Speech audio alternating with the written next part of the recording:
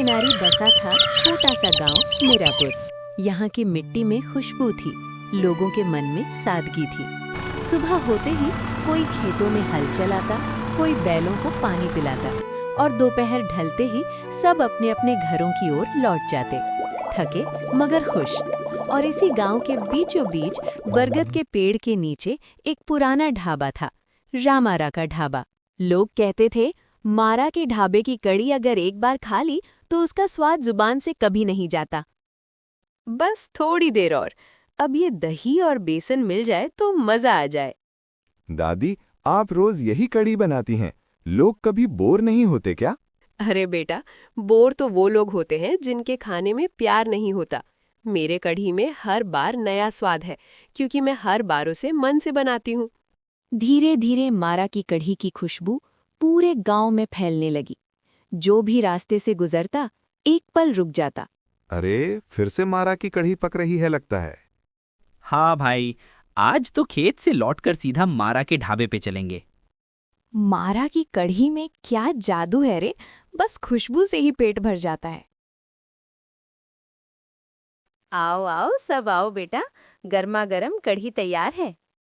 और इस तरह हर दोपहर मारा का ढाबा सिर्फ खाने की जगह नहीं, बल्कि गांव की सबसे प्यारी मुलाकातों की जगह बन जाता था। कुछ दिन बीत गए। मीरापुर गांव में धीरे धीरे संगीत बदलाव आने लगा था। अब शहर से लोग आ जा रहे थे और उसी के साथ गांव में खुला एक नया होटल, शाही रसोई। इस होटल के मालिक थे राकेश बाबू, जो शहर से होटल मैनेजमेंट सीख कर लौटे थे। अब गांव वालों को असली स्वाद मिलेगा। वो मारा की दाल और कढ़ी के दिन गए। लेकिन लोग तो अभी भी मारा के ढाबे पर ही जाते हैं। क्या कहा, अभी भी? जबकि हमने इतने बढ़िया पकवान रखे हैं। जी हाँ मालिक, लोग कहते हैं कि मारा के हाथ की कढ़ी में मिट्टी की खुशबू है और उनके ढाबे का माहौल कुछ अपना सा लगता है। नहीं, अब उस मारा का ढाबा नहीं चलने दूंगा। कुछ ना कुछ तो करना ही पड़ेगा। वाह मारा, आज तो स्वाद और भी बढ़ गया है। क्यों नहीं बढ़ेगा बेटा, आज दही भी गांव की गाय का है और प्यार भी थोड़ा ज्यादा। ये तो वही होटल वाला राकेश है। मारा के ढाबे पर क्या करने आया? पता नहीं, कुछ तो गड़बड़ है। मारा नमस्ते, बहुत नाम सुना है आपके ढाबे का। आज सोचा खुद आकर देख लूं, आखिर ऐसा क्या जादू है आपके हाथों में? नमस्ते बेटा, जादू नहीं, बस सच्चा मन है। बैठो, तुम्हारे लिए भी एक कतरा कढ़ी निकालती हूँ। नहीं नहीं मारा, मैं खाने नहीं आया हूँ, मैं तो आपसे एक बात करने आया हूँ। कहो बेटा, क्या बात है? देखिए मारा, आपका ढाबा पुराना है, आपकी उम्र भी अब ज्यादा हो चली है। आप चाहें तो ये ढाबा मुझे बेच दीजिए, मैं आपको इतने पैसे दूंगा कि जिंदगी आराम से कट जाएगी। नहीं नहीं बेटा। अरे मारा, जमाना बदल गया है। अब लोग मिट्टी के चूल्हे और बेसन की कढ़ी नहीं खाते। ये पैसा देखिए, आप चाहें तो गांव छोड़कर शहर जा सकती हैं। बेटा, मुझे मिट्टी की खुशबू प्यारी है, शहर की चमक नहीं। गांव में अगले हफ्ते फूड फेस्टिवल होने वाला है ना? हाँ बेटा, सुना है बहुत से लोग हिस्सा लेंगे। तो फिर हम दोनों वहां मिलते हैं। तुम्हारी कढ़ी चावल बना मेरी शाही थाली, और जो हारेगा वो अपना होटल या ढाबा हमेशा के लिए बंद कर देगा। ठीक है बेटा राकेश, मंजूर है, पर याद रखना, मुकाबला पैसों से नहीं, प्यार से होगा। और स्वाद की असली जीत वो होती है जो दिल में उतर जाए। देख लीजिए, मारा हारने के बाद ढाबा बंद करने की तैयारी रखिएगा।